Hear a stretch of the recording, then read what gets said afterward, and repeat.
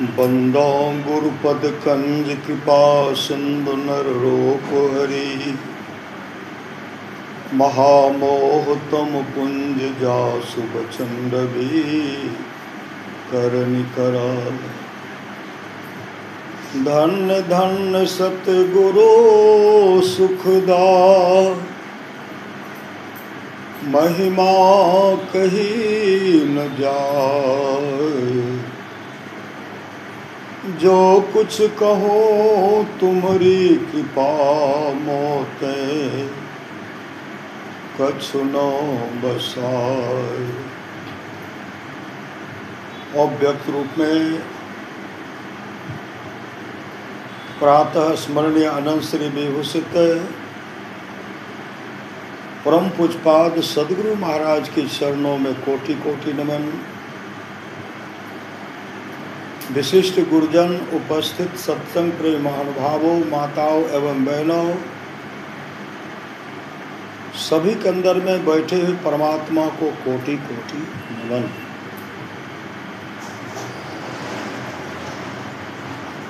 परमाराध्य सदगुरु महाराज की वाणी है,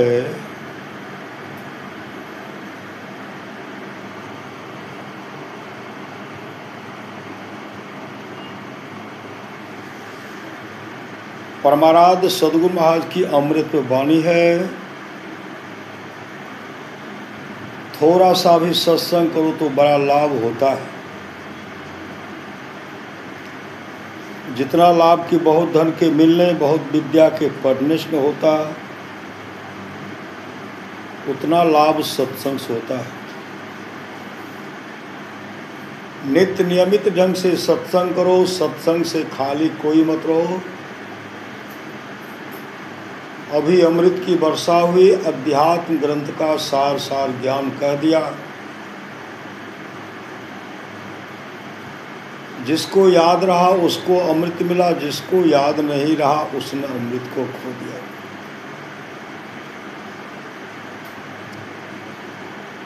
गुरु नानक देव जी महाराज चले गए थे बगदाद गए थे। वहाँ सत्संग का प्रचार प्रसार करते थे, सत्संग करते थे। उस सत्संग में बहुत भक्त सब आते थे, मुसलमान सब भी आते थे।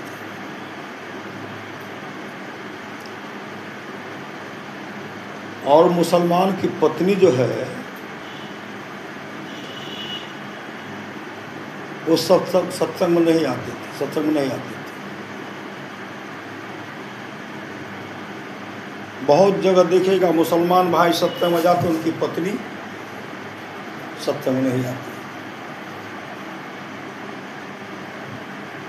गुरु नानक देव जब प्रवचन करते थे तो उसमें एक बहन थी, बहन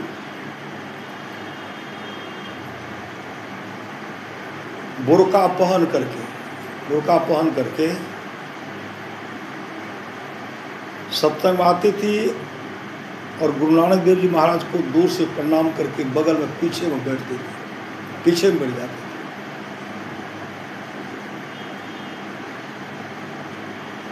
पीछे में बैठ करके वो सत्संग सुनती थी। किसी को पता नहीं था कि ये कौन है, औरत महिला कौन है, किनकी बीवी है, किनकी पत्नी है, पता नहीं था। वो बुर्का लेकर के बुर्का लगा चलती। गुरु नानक देव जी महाराज का प्रवचन समाप्त होता था, वो घर चले जाते थे। बराबर का उनका नियम था कि गुरु नानक देव जी महाराज के सत्संग वो आती थी और बहुत श्रद्धा से सत्संग सुनती थी, बहुत श्रद्धा से सत्संग सुनती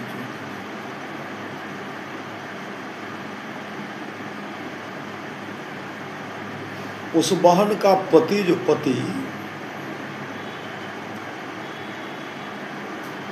सौदागर थे,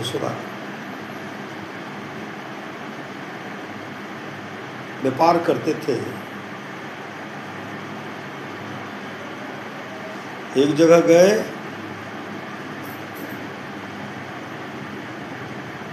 गए तो क्या हुआ,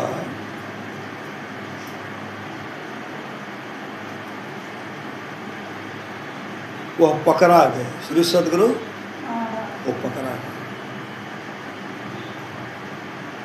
वो पकड़ा गया।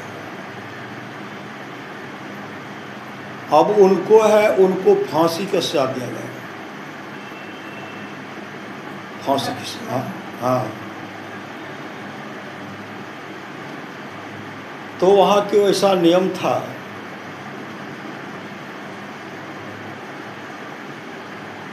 एक बहन की पत्नी थी, पति जो था ना,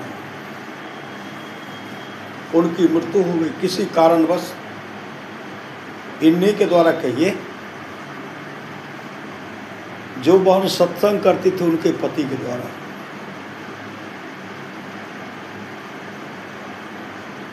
खाए काम कीजिए, अब इनको फांसी की सजा दी जाए। सब व्यवस्था हो गया, फांसी की सजा मिलेगी, पड़ेगी।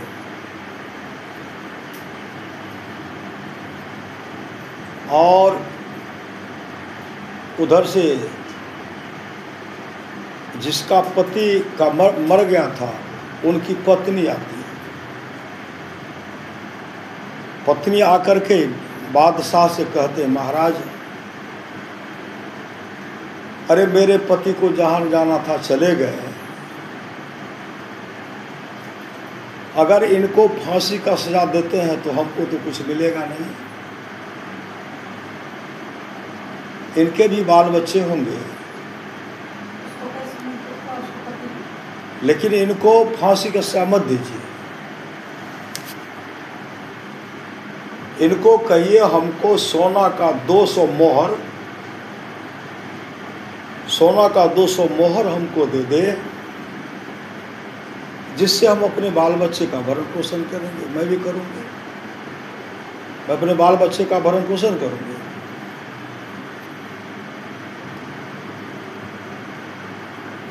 उसको पूछते क्या मंजूर है? कहा हाँ महाराज, हम 200 सोना का मोहर दे देंगे। कहा जमा करो। कहा अभी मेरे पास आएगा, सोना का मोहर है तो मेरे घर पर है, मेरे घर पर है, मेरे घर पर।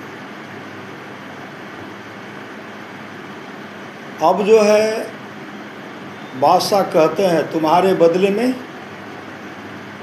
अगर तुम्हारी बीबी आ जाए, बीबी अगर आती तो यहाँ बीबी रहती, और तुम आते, तुम सोना का मोहर दे देते, तुम्हारी बीबी यहाँ चली जाती। लेकिन यहाँ कोई है तुम्हारे बदले में रहने वाला, कोई है तुम्हारे बदले में, कोई रहने वाला है? कहा महाराज यहाँ तो हमको किसी से जान पहचान नहीं है। वो एकाएक क्या किए, इस तरह चिंता में डूबे हुए हैं, एकाएक क्या देखते हैं, एक साधु वहां पहुंच गए। कौन साधु? गुरु नानक देव जी महाराज वहां पहुंच गए,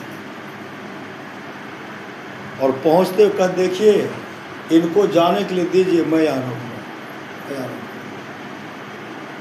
जब ये सोना का मोहर लेके चले आएंगे ना 200, तो आपको देंगे, हमको मुक्त कर दीजिएगा। आप ठीक है। एक घर आ गए,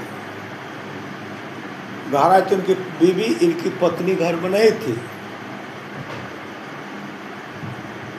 200 सोना का मोहर जो है ना वो निकाल करके चल दिए। रास्ते में विचार करते हैं काहे के लिए हम 200 सोना का मोहर देंगे? अरे फांसी तो किसी और को नहीं मिलेगा, हमको थोड़े मिलेगा, अनजान व्यक्ति साधु को मिलेगा। अपना विचार बदलने के फेरे में लगे श्री सत्य। जब हम जाएंगे नहीं,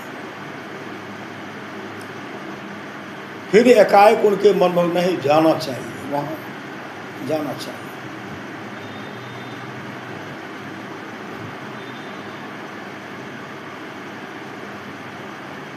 जाना चाहे तो वहाँ गए। जैसे वहाँ गए तो क्या देखते, साधु का तैयारी हो रहा है, समय निर्धारित था, अभी तक वो आए नहीं है, इसलिए इनको फांसी की सजा पड़ेगी, फांसी की सजा पड़ेगी। सब तैयार है फांसी का सजा देने वाले। जैसे पहुंचते वहाँ सोना का 200 मोहर वहाँ रखते हैं, जैसे वहाँ रखते हैं कहते हैं आप गिनती कर लीजिए। उसी समय वो साधु अंतर ध्यान अदृश्य हो गए। जैसे अदृश्य हुए वो देखते हैं इस साधु कहाँ, साधु पहले थे, आते वक्त मैंने साधु को देखा, फांसी की तैयारी हो रही थी, लेकिन चले गए कहाँ। जब वो घर आते हैं, घर आते हैं तब सब लोग रास्ते में सब उनका शिकायत करते हैं। आपकी बीवी जो है ना, उस साधु के पास जाते हैं। हम लोग के मजहब में है कि औरत सब सत्संग नहीं जाती सुनने के लिए मिला, लेकिन तुम्हारी बीवी जाती है, पहले जाती है, पीछे बैठती है, और सत्संग समाप्त होता तब निकलती। तुम्हारी बीवी का चाल चलन अच्छा नहीं है। सब उनका कान भरती, कान भरती। जैसे कान भरे, उनके पति जैसे घर पर आए तो उनको कटु शब्द का प्रहार कर, तू निकल जा घर से, तू घर से निकल जा। कहा क्यों निकल जाऊं? कहा मेरे जाने के बाद तू कहाँ कहाँ जाती है, हमको सब हमको पता है। कहा क्या पता है? आपको क्या पता है? आपको क्या पता है?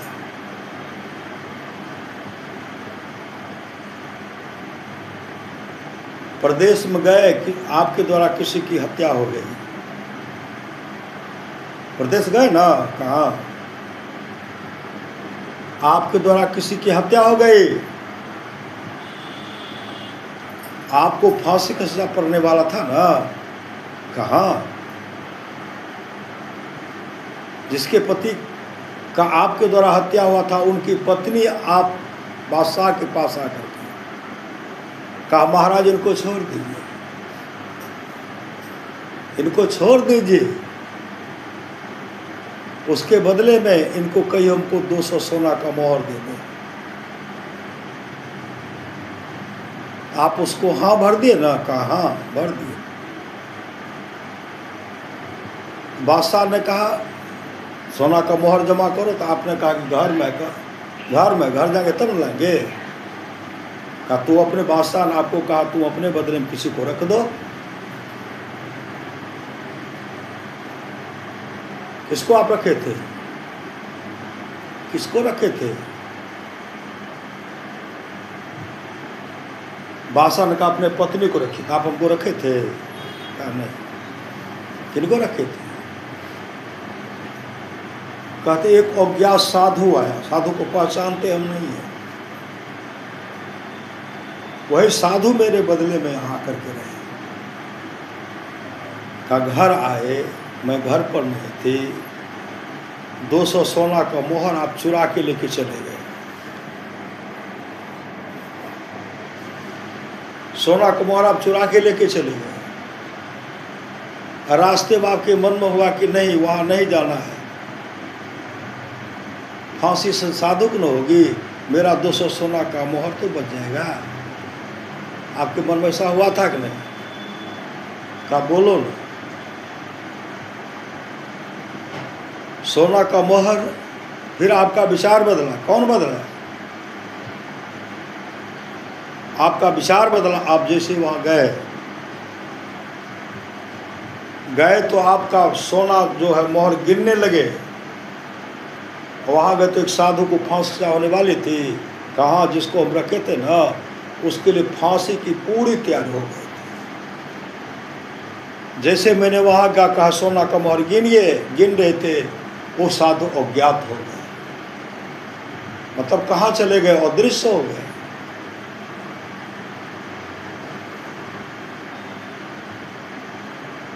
तब उनके पति कहते तू ये सब बात कैसे जान गई?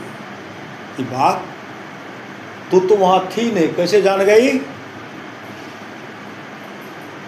कहा जिस साधु के पास संग जाकर के मैं सत्संग सुनती हूँ,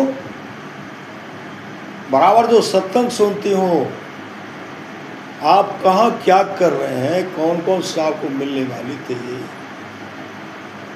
फांसी की सजा से आपको किसने बचाया, मैं सब जानती हूँ। और ये उसी महापुरुष की कृपा है जिसके सत्संग में जाकर के मैं बैठती थी, जिसके चलते आपको फांसी की सजा नहीं मिली। एक काम कीजिए ना, उस साधु का दर्शन कीजिएगा, उस साधु का दर्शन कीजिएगा जिस साधु के सत्संग में जाती हूँ। चलो एक बार। जैसे गए तो वही गुरु नानक देव जी महाराज बैठे हुए थे, श्री सदगुरु। वो अपने पत्नी से कहते यही महाराज जी तो वहां जाकर के कहा मैं इसके बदले मैं रहूंगा, इसके बदले में मैं रहूंगा। तब हमारे सोना का मोहर ले गए। उनकी पत्नी कल इन्हीं के सत्संग में बैठती हुई महापुरुष हैं श्री सदगुरु। गुरुदेव ने कहा जो घर द्वार छोड़ करके सत्संग में चला जाता है उसके घर का रखवाली मैं करता। रखवाली किए ना, पत्नी सत्संग में है, पति को फांसी की सजा मिलने वाली है, लेकिन फांसी की सजा नहीं मिली। और वो गुरुदेव गुरु नानक देव जी के चरण लिपट गए इस सत्संग का फल। इसलिए जीवन में सत्संग, लाख करो तुम पूजा तीर्थ करो, हजार दिन दुख को ठुकराया तो सब कुछ है का बदले की भावना नहीं। गुरुदेव को बहुत कष्ट दिया गया, नहीं दिया गया। इस घर में गुरुदेव रात में ठहरे थे, उस घर में आग लगा दिया गया। फरसा लेकर के लोग तैयार हैं, या तो आश्रम में भीतर में रहेंगे, जल करके राख हो जाएंगे, निकल भागे तो हत्या कर देंगे। फरसा लेकर के मुंह पर खड़े हैं, घर के कोंटा को फाड़ करके गुरुदेव निकल गए। गुरुदेव तब उनको कुल्हाड़ फरसा लेकर के दौरे मारने के लिए, लेकिन किसी ने उनको बचा दिया। गुरुदेव ने कहा ऐसे लोगों को मैं कोई सजा नहीं दे सकता, लेकिन ऐसे लोग ईश्वरी सजा से नहीं बचेंगे। गुरुदेव क्या बिगाड़े थे? गुरुदेव कुप्पा घाट में सत्संग करते थे, बड़े बड़े मुसलमान आकर के सत्संग सुनते थे। बड़े धनाधनार मुसलमान गुरुदेव से भजन भेद लेकर के सत्संग में आते थे। कुछ दुराचारियों के मन में हुआ ये बहुत मुसलमान को सत्संग में, बड़े बड़े मुसलमान इनके सत्संग में आते हैं, ये तो बहुतों को विचार बदल दिए। इसलिए इनकी हत्या होनी चाहिए। श्री सदगुरु बदमाश मुसलमान था। गुरुदेव पर जैसे फरसा चलाते हैं, एक दीवाल था, दीवाल पर रखा, गुरुदेव छिप गए, हटे पीछे, फरसा लगा दीवाल। गुरुदेव वहां से हटते हैं और हटते हुए कहते मैं ऐसे लोगों को कोई सजा नहीं दे सकता, लेकिन ऐसे लोग ईश्वरी सजा से नहीं बचेंगे। गुरु सतगुरु समेत ने को निस्दिन करिए सेवे, तन मन आत्म रक्षक है गुरु, गुरु ही का नाम ले। तन का रक्षा करने वाला, मन का रक्षा करने वाला और आत्मा का रक्षा करने वाला गुरुदेव। गुरु नानक देव जी महाराज अपने शिष्य बाला के साथ जाते, बाला के साथ। बाला के हाथ में कुछ सामान था। गुरु नानक देव जी महाराज आगे आगे पीछे पीछे बाला जा रहे थे। एक घोड़ा पर सवार, घोड़ा पर बैठे हुए आए। बालाजी को घोड़े से बैठे हुए ठोकर मार दिए। बालाजी को ठोकर मारे, बालाजी धड़ाम नीचे गिरे। नीचा गिरे तो कुछ यहाँ चोट लगा, कुछ यहाँ फटा, खून बाहर आया, गिर गए, चोट लगी।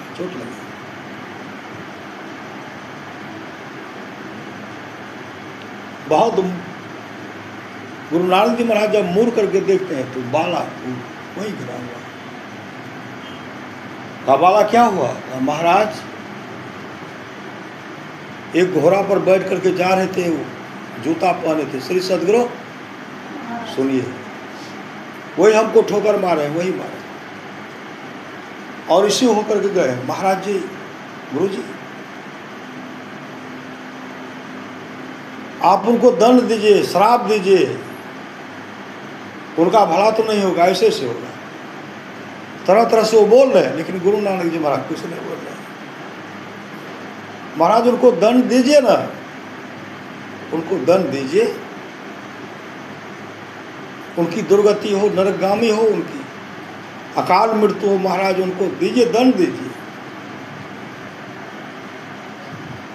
ये बोलते हुए जा रहे हैं। गुरु नानक जी कहते चलो आगे बढ़े। क्या देखते महाराज जी? वही घोड़ा का, यही घोड़ा वाला था। इनको दंड दीजिए। गुरु नानक जी महाराज, इसको क्या दंड दोगे? परमात्मा ऐसे लोगों को दंड देते हैं ना। दंड देने की इच्छा अपने मन में मत करो। इतने उदंडतापूर्ण से घोड़ा को दौड़ा रहे थे ना। बाला के मन में होता है इनकी मृत्यु हो जाती तो अच्छा होता है। एकाएक ऐसा फिसला घोड़ा, सही सदगुरु, पत्थर से, बहुत बड़ा पत्थर से ठोकर लगा घोड़ा को। घोड़ा धाराशायी होकर के नीचे गिरता, घोड़ा की मृत्यु हो जाती है। घोड़ा की मृत्यु उसी समय।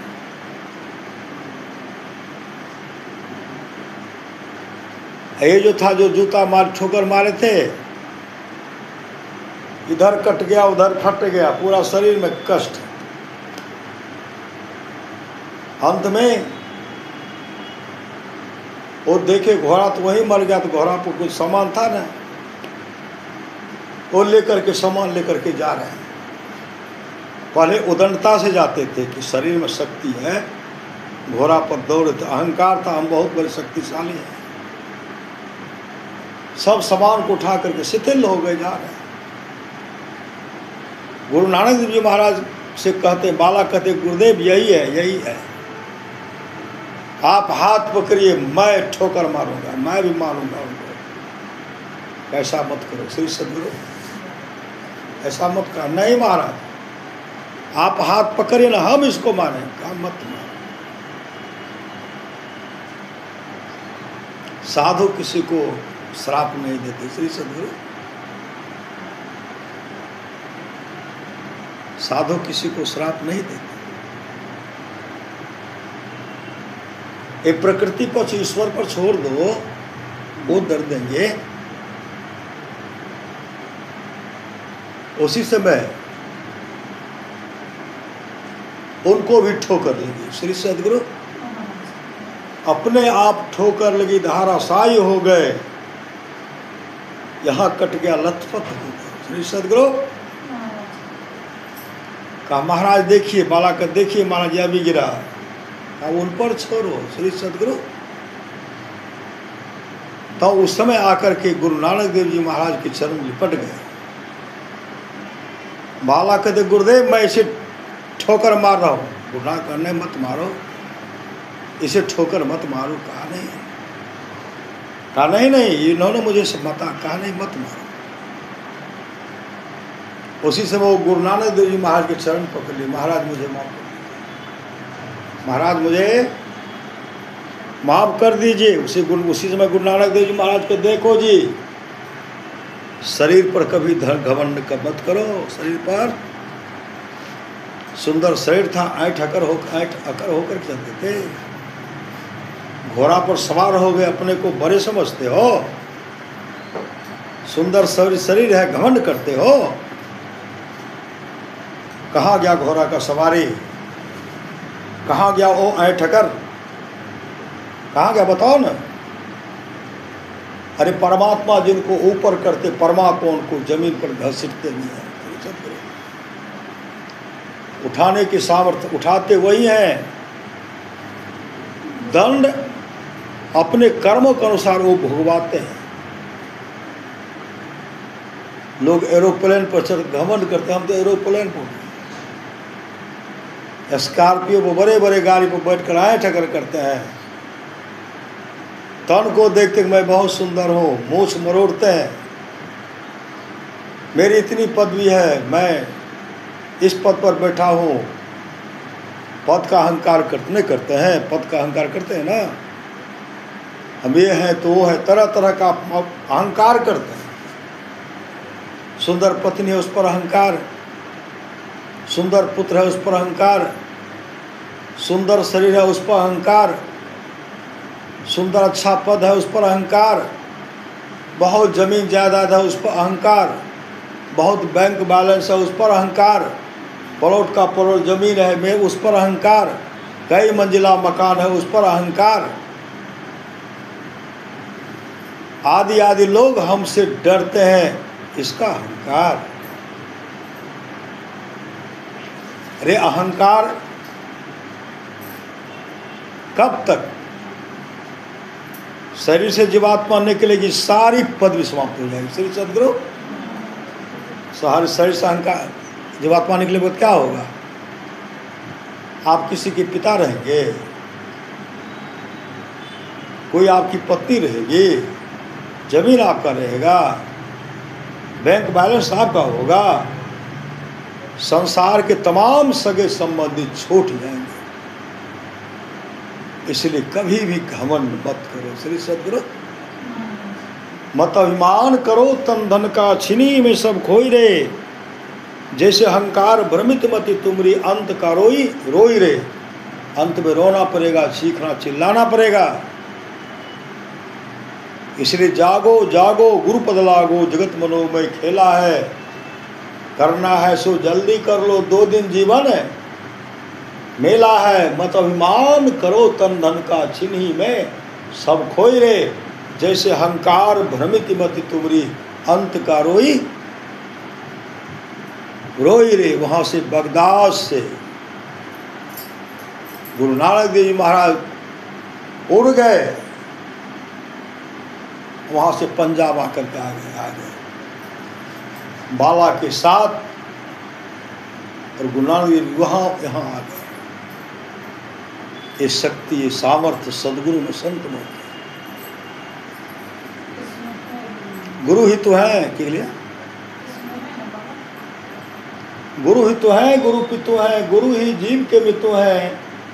गुरु सम कोई नहीं दूजा, जो जीवों को उधारा है।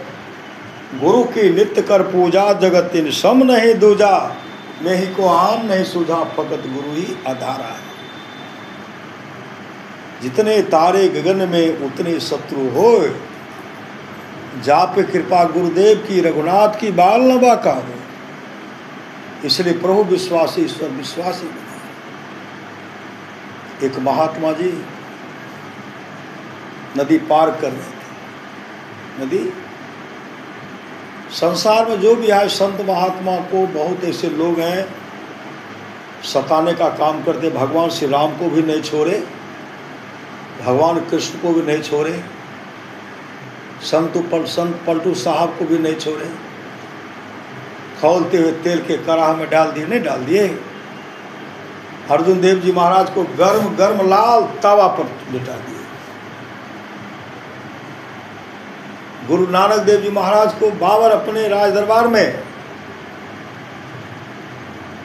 उनसे पूछते हैं, चाहते दंड दो, कुछ पूछते हैं। गुरु नानक देव जी महाराज जैसे ऐसे देखते हैं गुरु नानक जी महाराज का आभा, मतलब प्रकाश फैल रहा था। बाबा डर गए, कहा इनको छोड़ दो। श्री सदगुरु,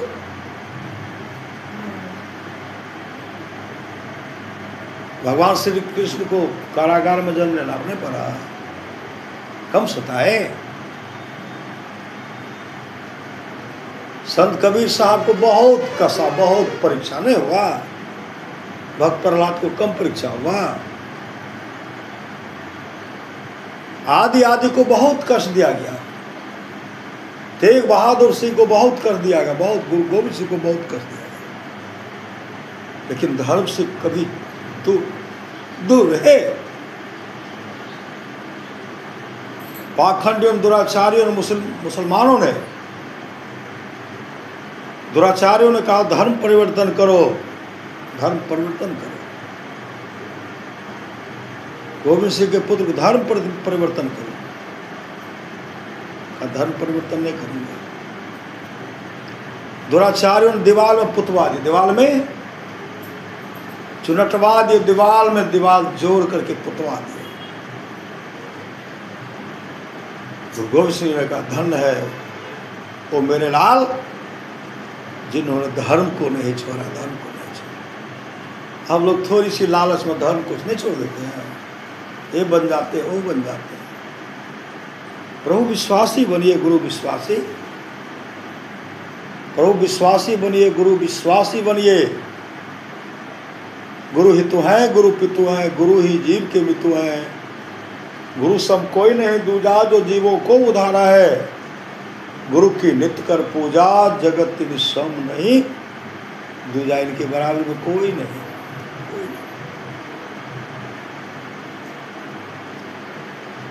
जगत तिन सम नहीं दूजा, मही को आन नहीं सूझा, फकत गुरु ही आधारा।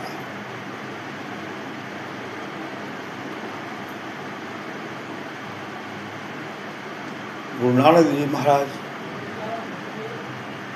अर्जुन देव जी महाराज सत्संग करके, अर्जुन देव महाराज सत्संग कर,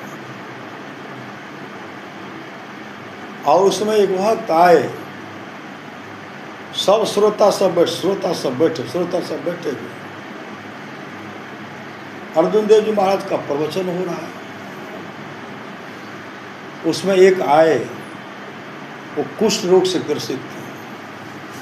वो सत्संग आए, सत्संग स्थल पर जैसे आए, गृहपति उनको कहते भागो यहाँ से, उनको भगा दे, दरवाजे पर से भगा देते थे, सड़क के उस किनारे करते, फिर दौड़ करके चला देते। गृहपति ने बहुत डांटा, निकलो,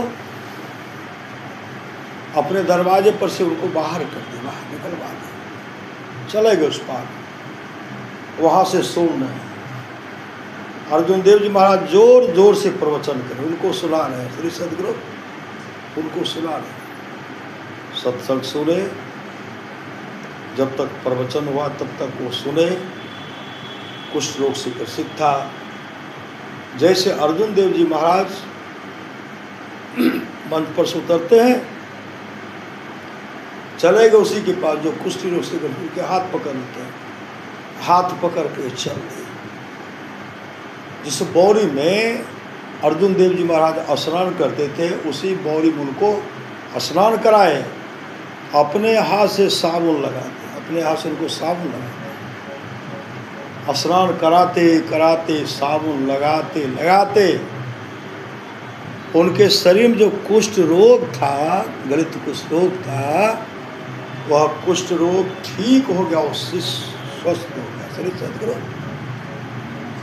अर्जुन देव जी महाराज ने कहा तुम सत्संग करो, आज से तुम्हारा नाम मक्खी मुरारी होगा, मक्खी मुरारी। और उच्च कोटि के गुरु भक्त हुए, उच्च कोटि गुरु भक्त हुए, और अंत में मोक्ष को प्राप्त हुए, मोक्ष। 3 लोक 9 खंड में गुरु ते बरान कोई, करता करे न कर सके, गुरु करे ते होय। राम कृष्ण सो को बरो तीन हो तो गुरु किन्न, 3 लोक के वे धनी जो गुरु आगे, यदि जो 3 लोक के धनी परमात्मा, भगवान राम, भगवान कृष्ण आदि आदि, जो गुरु आगे अधीन, गुरु जो कहते थे वो करते थे। विश्वामित्र लाए, पहरेदार कर रहे भगवान श्री राम। भगवान के संदीपनी मुनि के आश्रम में गुरु माँ कहती है जलावन नहीं है, जलावन लाओ। जो परमात्मा थे, राजकुमार थे, भगवान कृष्ण जाकर के जंगल में लकड़ी चुन करके तोड़ करके लाते, तब भोजन बनता है। गुरु आगे अधीन। अगर गुरु की सेवा नहीं करते, गुरु के अनुकूल नहीं चलते, उनको कौन मानते? अक्रूर काका जब विराट रूप का दर्शन करते हैं, 52 रूप का दर्शन करते हैं, बड़ा रूप का दर्शन करते हैं, मत्स्य रूप का दर्शन करते हैं, विष्णु रूप का दर्शन करते हैं, राम रूप का दर्शन करते हैं, कृष्ण रूप का दर्शन करते हैं, आदि आज जमुना नदी में स्नान कर रहे हैं, उस रूप का दर्शन हो रहा है, विराट रूप का दर्शन हो रहा है। अक्रूर काका निकलते तो भगवान कृष्ण मौसी बजाते, गोता लगाते, सब देश को देखते हैं। अक्रूर काका निकले, भगवान कृष्ण के चरण लिपट गए। आप तो धन्य, मैं तो आपको पहचान, मैं तो समझता था कि आप बालक हैं, लेकिन आप तो परमात्मा हर रूप में आप आए हैं। भगवान कृष्ण कहते हैं, अक्रूर काका आज आप मेरे जिस रूप और स्वरूप का दर्शन करते हैं, दर्शन किए हैं, जिन पर गुरु की बहुत बड़ी कृपा होती है, वही मेरे रूप और स्वरूप का दर्शन करते हैं। जीवन में गुरु चाहिए। सप्त धातु का काया पिंजरा ता माही जुगत बिन सुआ, और सतगुरु मिले तो उबरे बाबू, नहीं तो परले। तो अगर बाबू को सच्चा सतगुरु मिल गया तब तो उद्धार है, नहीं तो परले हुआ। भजन बिनु बैल बिराने होइयो, भजन बिन बड़ो ओट मृग बैसो। दीवाने मन भजन बिना दुख पइयो। ऐ दीवाने मन, अहंकारी मन, भजन के बिना दुख पाना पड़ेगा। मत अभिमान करो तन धन का, छिनी में सब खोई रे। जैसे अहंकार भ्रमिति मति तुमरी, अंत का रोई रोई। हर चीज सब कुछ गुरु देने वाले हैं, श्री सदगुरु। आप लोग जानते हो कि नाभाजी महाराज, नाभाजी बचपन से जन्मान थे, बचपन से जन्मान थे नाभाजी। श्री सदगुरु नाभाजी महाराज बचपन से जन्मान थे, जन्म संधे थे। उनके माता पिता विचार करते हैं, इनको कहाँ रखो, घर में रहेंगे, लंबी उम्र प्राप्त करेंगे, इसका देख रेख कौन करेंगे, हम हैं तो हम देख रेख कर रहे हैं। उसने बच्चा को कंधे पर बैठा करके जंगल लेके चले, जंगल लेके गए और जंगल में रख दिए। कोई हिंसक प्राणी इसके मांस को खा जाएंगे। लंबी उम्र प्राप्त करें, इसका देख रेख कौन करेगा, भोजन का भाव होगा, वस्त्र का, हर चीज का भाव होगा। और थोड़े देर में कष्ट होगा, गला को काट देंगे, थोड़ी देर मृत्यु हो जाएगी, किसी जीव जंतु खा जाएंगे। लंबे उम्र तक दुख तो नहीं झेलना पड़ेगा। माता पिता जंगल में जाकर छोड़ दिए, भावराज जंगले में। सुबह में सवेरे में दो महात्मा जाकर, अग्रदेव जी महाराज, अग्रहरि जी महाराज जा रहे हैं। देखते हैं बच्चा ऊपर बैठा हुआ कपस रहा है। कहा कौन है? कहा जंगल में बच्चा कहाँ से है? तो मैं एक महात्मा कहते आप इनको रख लीजिए, इनको शिष्य बना लीजिए। उनको लेके चले, देखते हैं, कहते कौन हो जी? कहा मुझे यहाँ कैसे आ? कहा मैं तुम अपने माता पिता के कंधे पर आता। घनघोर जंगल में हो? कहा हमको पता नहीं है। कहा जंगल क्या दिखला नहीं पड़ती? कहा नहीं दिखला पड़ती।